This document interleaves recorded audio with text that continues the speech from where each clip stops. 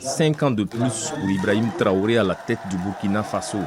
C'est l'une des conclusions des assises nationales tenues le week-end dernier. De quoi ravir les mouvements pro-IB, encore appelés les Wayiyans.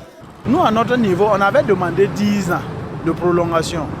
Mais, en réalité, avec certains articles de la charte de la transition adoptée et aussi l'adoption à ce que le président du Faso puisse se présenter à l'élection présidentielle à venir, étant toujours militaire, ceci nous a rendus heureux et ça m'a donné la certitude que nous pouvons vaincre le terrorisme au Burkina Faso parce que le peuple a pris conscience que nous ne pouvons plus rester dans la domination impérialiste. Ce quinquennat de plus pour le capitaine Ibrahim Traoré à compter de juillet prochain s'explique par une raison clé que Labidi Naba, participant aux assises, nous explique.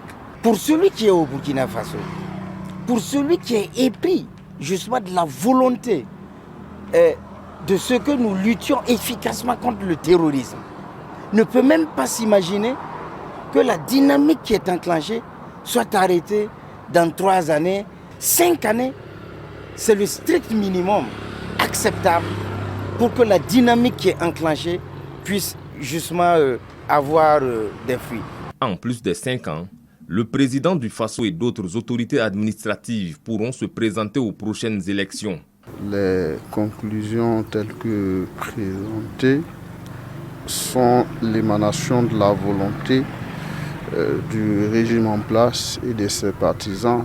Le président de la transition a une prolongation de 5 ans. Je ne comprends pas bien que la prolongation soit multipliée par 3 fois, 4 fois le mandat qui lui avait été confié de façon consensuelle. Adama Bayala pointe aussi du doigt la possibilité pour le président de se présenter aux élections futures.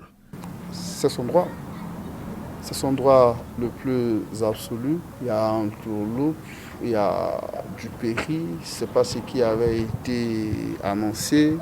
Reste à se poser la question de savoir si cette posture ne va pas déclencher une avalanche de frustration, de protestation, de tension dans ce pays. Les assises ont aussi entériné la création des nouveaux organes, le CORAG, chargé de définir et contrôler la mise en œuvre de la vision stratégique du pays.